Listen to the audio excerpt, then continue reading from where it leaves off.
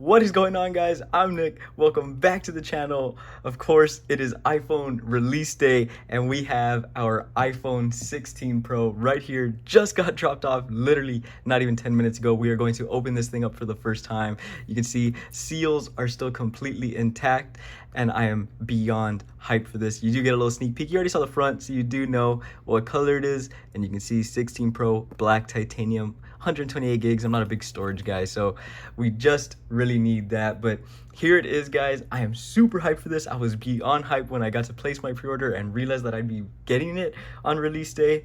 So here it is. Let's jump right into it. Let's skip all the talking and let's open this thing up. So right back here, I'm gonna be quiet while I go ahead and peel these off, just so we can really appreciate that.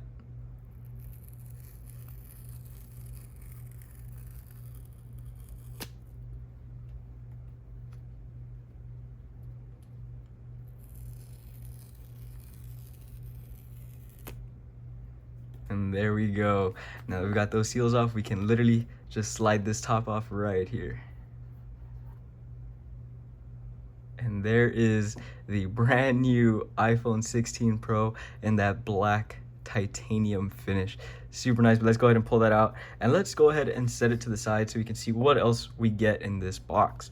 So first thing you get as soon as you pull out the phone, you get this very nice USB-C 2C cable, and it is braided, a very nice high quality braided cable. Honestly, if you have any of the MacBooks, it feels pretty much just like that. And you can see it is C to C, of course, since the phone is USB-C now. But we can set that to the side as well. And in the packaging, we, of course, no power brick, which really sucks. I actually really hate that. You do get a nice little recycling emblem right there, but that is everything that's in the package. And there's this. I'm pretty sure most of us already know there's no stickers in here anymore. Really no paperwork either. It's one little folded over sheet. And this is just an iPhone card, and it says that you no longer need a physical SIM, which we have already known since the 14 lineup, actually, that they've gone full eSIM, at least here in the States. I know some other people are still receiving that physical SIM, and I actually do kind of miss it, but I am a fan of the eSIM. I haven't had any issues, so I'm not really going to complain about that. But let's go ahead and set this off to the side, and let's get back to the phone itself. Look at this thing. The black titanium looks sick. I do have my 15 Pro that I'm going to pull out and show you guys in a second, but I do want to look at this first. So let's go ahead and get this peel off real quick. We actually, before I do that, power button, volume buttons have been normal, and then this mute toggle is over the action button. That was there last year, but now we do get a little camera logo in front of the camera control. I know Apple's refusing to call it a button for some reason, but whatever. Camera control, it's a button. Let's just be real. And we can go ahead and pull this off. You actually do get a little lightning logo right down there by the port, but let's go ahead and pull this off. And there is the 16 Pro completely unveiled. Let's go ahead and see if it'll boot up for us right here. And we do have our Apple logo just there on the screen. Now, while that goes ahead and boots up for us, I do want to pull out my 15 Pro. This is the natural titanium color, which is still available now. You can get the 16s in this color.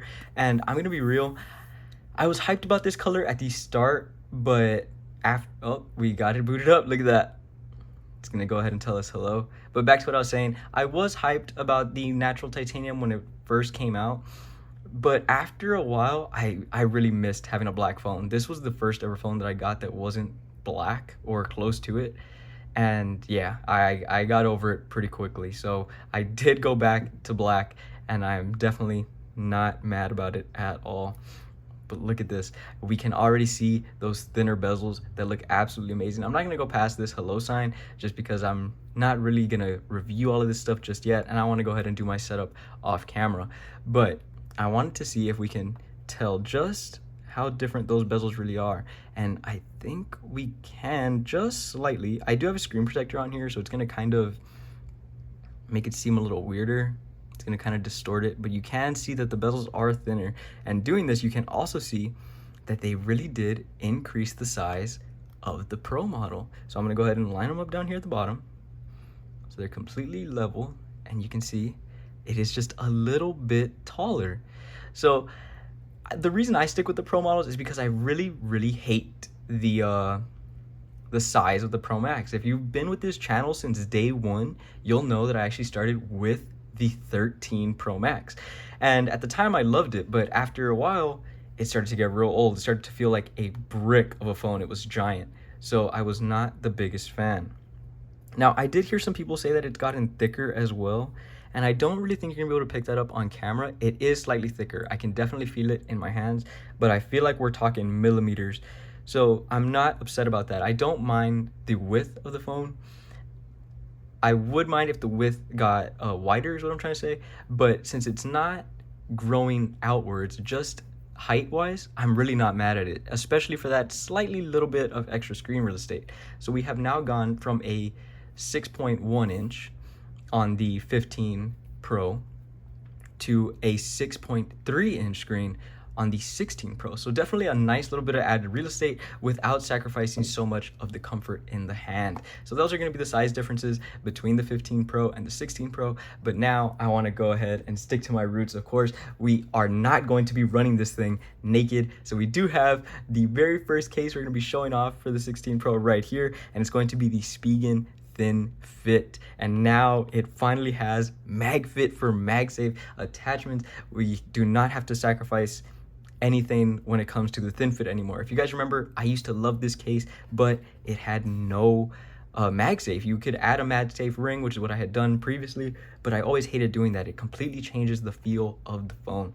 So now we have this one. I'm not going to go crazy in detail here since this is not a case review. I'll give you guys a quick show around. But of course, Spigen case, the box is going to be pretty much identical. I'm still a huge fan of Spigen, and I have always continued to use their cases, especially since they are really good about getting them to you quickly. They're available on Amazon, and they are not expensive at all. So here we go, classic black case. Here we go. We do have a huge cutout for that camera control. There is different cases taking different approaches to this, but of course, we'll see that later on as we get into those cases. Down here, we have some very nice cutouts, very nice buttons. And if we take a look at the inside, you actually are going to see MagFit. So now you know it does indeed have MagSafe. I'm gonna go ahead and snap this on the phone real quick, just so we can take a look at it. Definitely a very snug and comfortable fit. This is pretty much how I'm going to be running my 16 Pro for a little bit until I start to receive some more cases. I already have a ton on the way, so just check this thing out. And of course, please guys, please, if you're not gonna run a case, at least run a screen protector. I am going with Spigen again when it comes to my screen protector. This is the one that I actually have on my 15 Pro. I've only ever broken one of them, and that is because I actually stomped on my phone once by accident. It was laying on the floor as I was getting out of bed for some reason, and I stepped on it. So me stepping on it did crack. Just my screen protector, my phone was fine. But I have not left Spigen's screen protectors since I believe the 13 as well. I've been using them. I've had no issues. I love that they come with the alignment tray, and it is super easy to get that clean, perfect install every single time. And it is a 2-pack. I'm not gonna put this on camera since I do like to focus up and just really try my best with it, but these are the ones that I'm going to be using. I know I get a bunch of people asking about it. I usually answer in the comments, but now you know it is these, the Glass TR Easy Fit from Spigen. Great screen protectors, very case friendly. I've always used them with my case reviews, and I've never had any issues there. So that is really gonna be it for this one, guys. I'm not going to give you a full case review here just because, again, if you guys want to see that, let me know in the comments down below and I will walk you through all the wonders of this case. We know the main features: front screen lip, nice camera protection, MagSafe integrated, and all these wonderful buttons are very nice and tactile. I already know since I've used this case for pretty much years at this point, and very nice open cutouts. But there it is. I'm gonna pull this off just to show you guys the phone one more time in all of its glory, and then I am going to go ahead and throw those screen protectors on right as I stop recording this video. But here it is, the 16 Pro in black titanium.